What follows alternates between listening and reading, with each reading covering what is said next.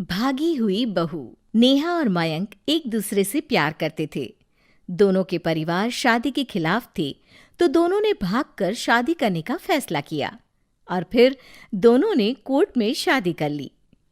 माँ, मैंने नेहा से शादी कर ली है। शादी कर ली है? कहाँ? कैसे? हमने तो देखी नहीं शादी। माँ, हम लोगों ने भाग कर शादी की है। अच्छा जी, तो ये लड़की घर से भागी हुई है और अब मेरे घर की बहू बनेगी। अरे ना जी ना, मैं ऐसी लड़की को कभी अपने घर की बहू ना बनाऊं जो भाग कर शादी करती है। अरे मोहल्ले आस पास सब जगह इज्जत है हमारी। माँ, अगर मैं भागी तो मयंक के लिए भागी ना। और मयंक और मैं स्कूल के समय से प्यार करते हैं, इसमें गलत क्या है? तभी नेहा को ढूंढते उसके मम्मी पापा भी वहां आ जाते हैं। दोनों के गले में वरमाला देखकर नेहा की माँ बोल पड़ती है। हे भगवान, ये क्या हो गया? वो जोर जोर से रोने लगती है। नेहा, तेरे लिए हमने इतना अच्छा रिश्ता पक्का किया था। मयंक में क्या है? अरे ना तो कमाता है, ऊपर से नशा भी करता है। अरे क्यों शादी की तूने इससे? तू तो हमारी इकलौती बेटी है बेटा। अरे देखिए बहन जी, मेरे बेटे के लिए कुछ कहने की जरूरत नहीं है। हाँ, हम नहीं आए थे आपकी बेटी का हाथ मांगने। अरे कुछ नहीं करता तो कोई भूखे नहीं मार देंगे आपकी बेटी को। देखिए कितना बड़ा घर है हमारा, और भगवान की दुआ से दूध दही की नदियां बहती हैं।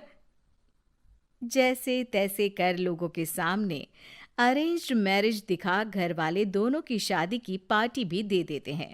पार्टी में बुआ सास। अरे भाग कर शादी कर ली थी दोनों ने। लड़की को देखो, शक्ल से तो चालाक लग रही है। क्या? अरे पर रीटा बहन तो बोल रही थी कि दोनों की अरेंज्ड मैरिज है। तभी चाची कहती है, अरेंज्ड? अरे रीटा, अरेंज्ड करती तो कैसे इतने बड़े घर की लड़की लाती? लड़के में है क्या? अरे सिर्फ दिखता अच्छा है ना, पर ना कमाता ना धमाता, उल्टा नशा अलग से करता है। अरे पता नहीं भागी हुई लड़कियां किसी घर में टिकती भी है कि नहीं। दिन बीतते जाते हैं। एक दिन। अरे रीटा, हम लोगों को 2 दिनों के लिए पंजाब जाना पड़ेगा। मेरी बहन यानी कि तुम्हारी ननद की बेटी की शादी जो है। हाँ हाँ चलते हैं, लेकिन घर किसके भरोसे छोड़ दें? आजकल तो घर बंद रखना सेफ नहीं है। अरे माँ, टेंशन क्यों लेती हो? मैं और नेहा तो घर पर ही रहेंगे ना। अरे हाँ हाँ, तू तो मेरा बेटा है, लेकिन सच कहूँ मुझे इस लड़की पर रत्ती भर विश्वास नहीं है। अरे माँ, नेहा तुम्हारी बहू है। बहू? अरे जो लड़की भाग कर शादी कर सकती है, वो घर पर चोरी भी तो कर सकती है। मयंक को माँ की बात का बड़ा बुरा लगता है। वो नेहा की तरफ देखता है जिसकी आंख में आंसू भरे होते हैं। माँ जी, आप अपनी अलमारी में ताला लगा लो। हाँ हाँ, तो वो तो लगा ही दूंगी, लेकिन कहीं तू घर का बाकी का सामान भी। अरे भाई, भागी हुई लड़की का क्या भरोसा। धीरे धीरे दिन बीतते हैं। एक दिन नेहा घर के बाहर गार्डन में पेड़ों को पानी दे रही थी, तभी पड़ोस की बहू, अरे नेहा, कैसी हो? बहुत सुना है तुम्हारे बारे में, लेकिन तुम तो दिखती ही नहीं हो। हाँ, वो बस घर का काम करने में समय ही नहीं मिलता। अच्छा अच्छा, शाम को ना मेरे घर आना, बैठकर गप्पे लड़ाएंगे हम। जी जरूर। तभी उस पड़ोसन की सास आ जाती है। अरे बहू, ये किससे बात कर रही है? अरे माँ जी, ये ना शर्मा आंटी की बहू नेहा है, जो मयंक भैया की बीवी है। हाँ हाँ, बस सबको पता है ये कौन है और कैसी है। इससे ज्यादा मेल जोल रखने की कोई जरूरत नहीं है। पता है, भागी हुई लड़की है ये, शादी से पहले भागी थी ये। तभी वहां मयंक आ जाता है। क्या हुआ आंटी जी? अब अरे नहीं नहीं, कुछ नहीं। मयंक बेटा, कैसे हो? बड़े हैंडसम लग रहे हो। इस टाइम पर भी घर पर? अरे हाँ हाँ, अच्छा मैं भूल गई थी, तुम वैसे कोई काम धाम करते ही नहीं हो ना। अच्छा ठीक है, चलो फिर मिलते हैं। मयंक नेहा के सामने अपनी और उसकी बेइज्जती सुनकर परेशान हो जाता है। कोई बात नहीं, रहने दीजिए, आप परेशान मत हो, सब ठीक हो जाएगा। एक दिन नेहा की माँ उसके घर आती है। अरे आइए आइए, कैसे आना हुआ? नेहा को लेने आई है क्या? अरे नहीं नहीं बहन जी, अब तो नेहा मयंक की बीवी है, मैं तो उसे करवा चौथ देने आई थी।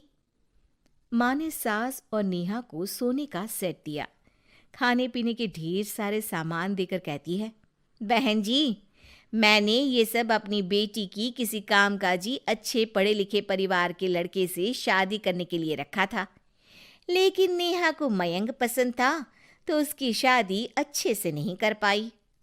अरे बस बस, हम लोगों को सुनाने की जरूरत नहीं है। मेरे मयंक ने भी अच्छी पढ़ाई लिखाई की है। वैसे संस्कार तो दिए हैं कम से कम मैंने अपने लड़के को, वरना कौन अपनी बेटी को भागने के संस्कार देता है? आपकी बेटी ने तो भाग कर शादी की है। माँ को सास की बात का काफी बुरा लगता है, वो वहां से चली जाती है। नेहा भी माँ का दिया सारा सामान लेकर अपने कमरे में चली जाती है। एक दिन, अरे नेहा, तेरी माँ ने जो मुझे वो बड़े बड़े सोने के जेवर दिए थे ना, वो वापस कर मुझे।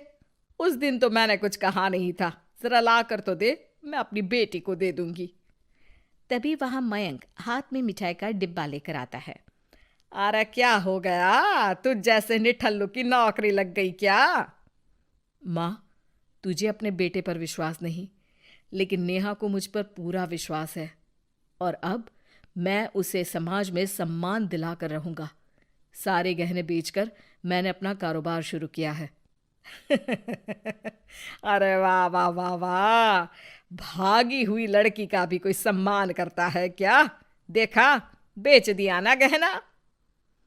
शाम को करवा चौथ की पूजा में सारे अड़ोस पड़ोस के साथ कई औरतें पार्क में पूजा कर रही होती है कि नेहा भी वहां आ जाती है। नेहा सज धज कर वहां की सभी महिलाओं में सबसे सुंदर लग रही थी। अरे अरे, तुमने भी व्रत रखा है क्या? किसके लिए? जिसके साथ भाग कर आई हो उसके लिए।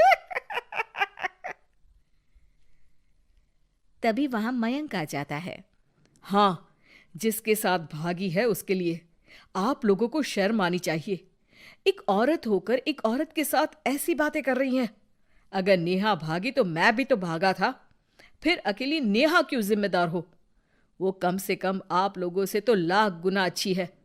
आप लोगों ने एक अच्छे पैसे कमाने वाले इंसान से शादी की, लेकिन मेरी बीवी ने मुझ जैसे लड़के पर विश्वास कर ना सिर्फ मुझसे शादी की, पर मुझे ठीक राह पर भी लेकर आई।